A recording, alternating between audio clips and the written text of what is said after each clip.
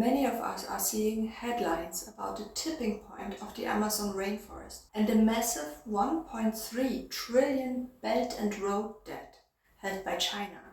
It is hard not to feel like these two forces, global finances and global ecology, are in a deadlocked struggle for the future of the planet's lungs. So instead of looking at the Amazon purely through a scientific lens, I want to focus on the geopolitical board.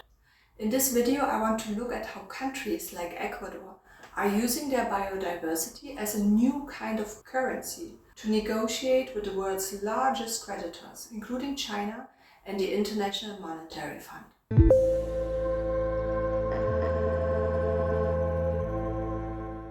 What we can observe at this moment is that the system is defined by a shift in power. For a long time, the IMF and the Paris Club of Western nations held all the cards. But today, China is the world's largest bilateral creditor.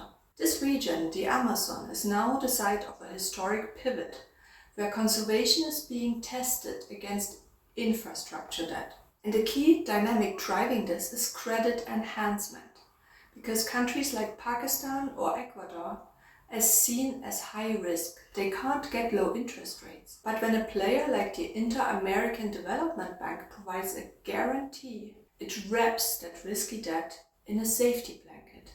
This allows the country to borrow at AAA rates, using the savings to fund things like the Amazonian biocorridor.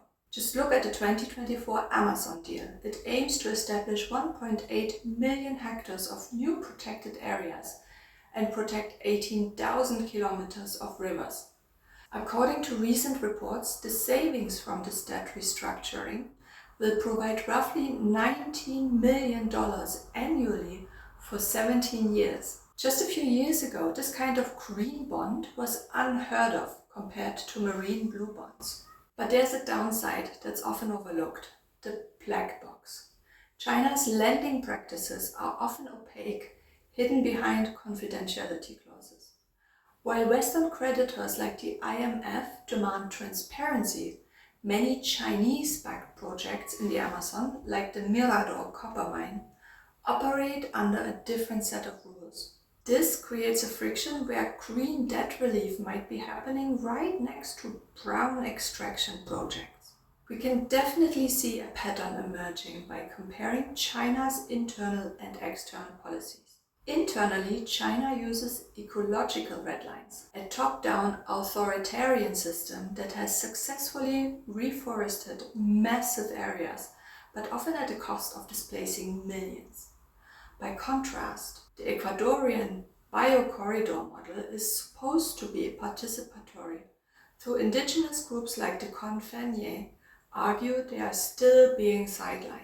None of this is easy because of the principle of comparability of treatment. Western creditors are nervous. They don't want to forgive debt, only to have that money flow directly back to Beijing to pay off infrastructure loans.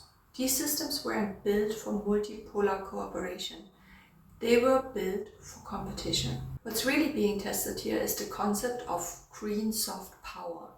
As the US and China vie for influence in the global south, nature is becoming a strategic asset. If China decides to play a role in debt for nature swaps, it could fundamentally change the trajectory of the climate fight.